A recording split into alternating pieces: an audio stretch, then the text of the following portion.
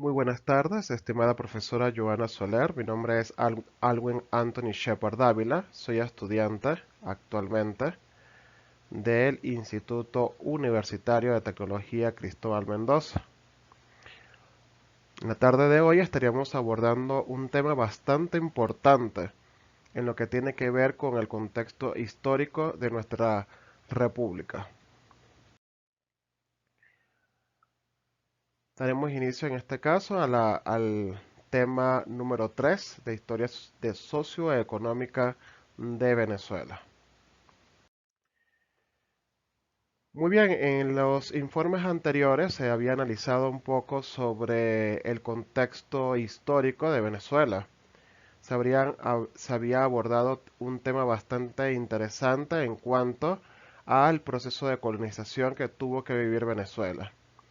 Cuando hablamos de prerrepública o prerrepublicana, estamos hablando antes de que Venezuela pudiera independizarse de los procesos coloniales.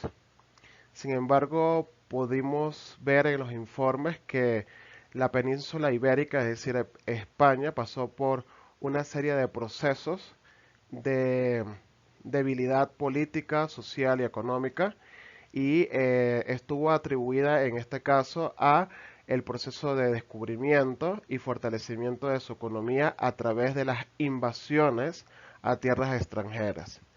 Para nadie es un secreto que a Venezuela le tocó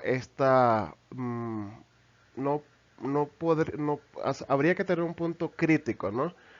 Porque es, es algo bastante difícil para poder definirlo en el sentido de que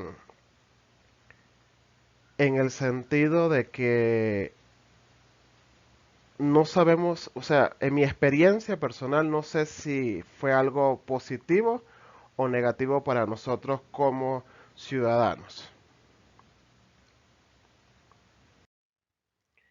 Entre los conceptos básicos que se abordaban en este proceso, tenemos que tomar en consideración que se dio inicio desde el descubrimiento de Cristóbal Colón en tierras extranjeras. En este caso, le tocó a nuestro país recibir a estas personas que vinieron con un enfoque económico, lucrativo, y no con un enfoque de fortalecimiento y respeto hacia las culturas que ya habitaban Venezuela, que son nuestros aborígenes indígenas venezolanos.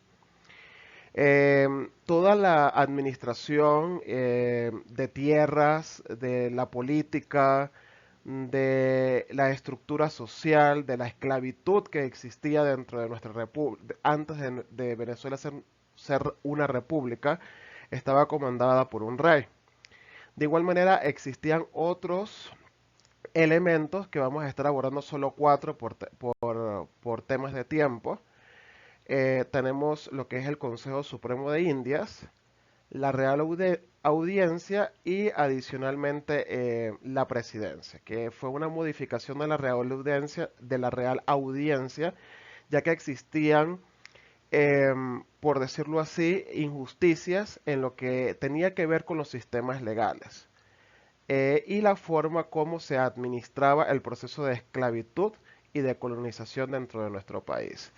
Realmente España dominó de una manera muy agresiva a nuestros aborígenes venezolanos y sacó partido de ello para fortalecer en los países, bueno, en este caso el país de España, que anteriormente pues se le atribuía este proceso de colonización.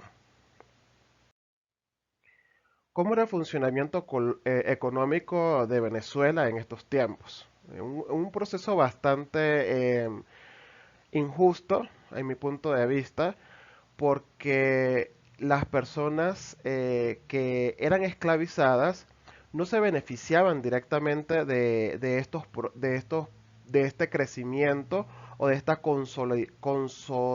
consolidación económica. Perdón.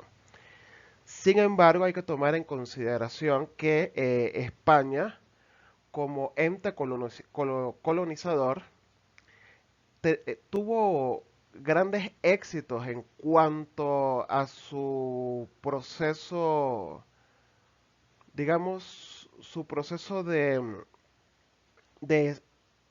o su proceso o su estructura de esclavitud. Nace la economía colonial, se enfocaba más que todo en la búsqueda de metales preciosos y ese trabajo no lo realizaban los españoles, ya que era considerado que era un trabajo exclusivo para personas que eran esclavas. Y ellos consideraban este tipo de trabajo o de búsqueda viles y del vulgo, o sea que no se apartaban totalmente de ello.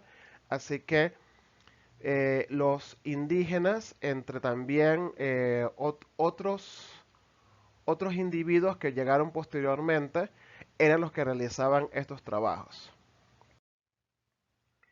Entre los factores de desarrollo de la economía colonial se tenía la tenencia de tierras. La tenencia de tierra constaba de una repartición que se hacía a través de un marco legal, como habíamos visto en la primera lámina. Ahí se enfocaba lo que era la Real Audiencia y la Real Audiencia, permítame para recordar porque ya se me olvidó. A ver.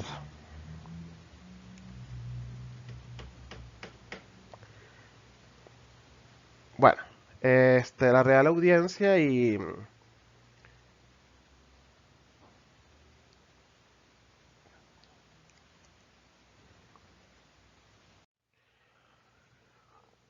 bueno, retomo.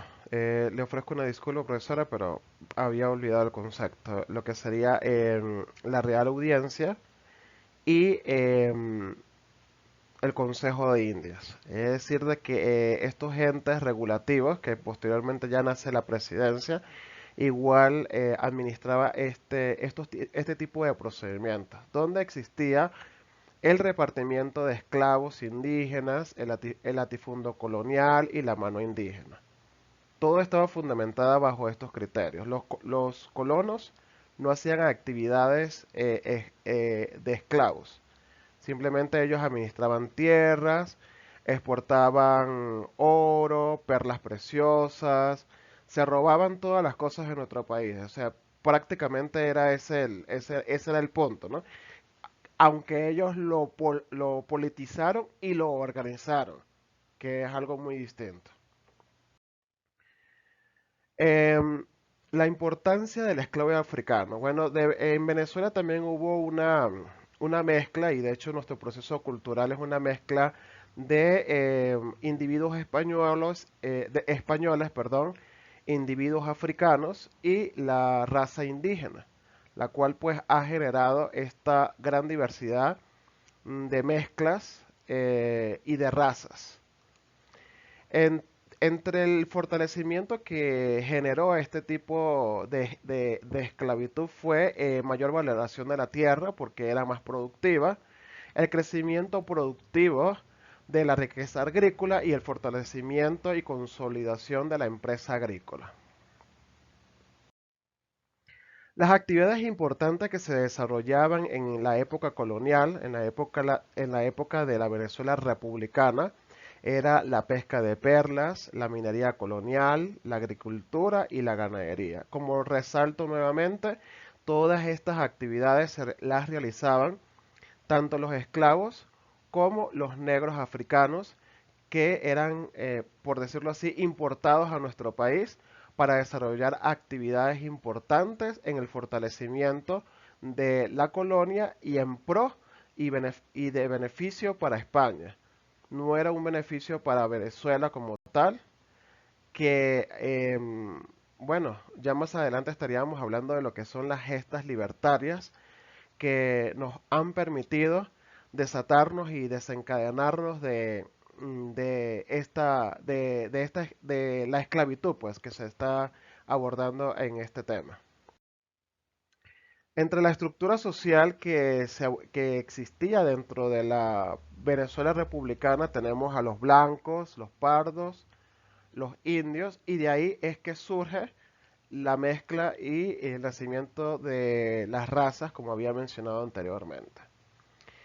Bueno, es importante resaltar de que teniendo un punto de vista crítico, como había mencionado al inicio del video, no sé si fue un punto positivo o si fue un punto realmente objetivo que nos que el hecho que nos hayan invadido, el hecho que nos hayan asediado nuestro territorio y robado tantas riquezas importantes que hubiesen sido utilizadas para el fortalecimiento de nuestro país antes de ser una república.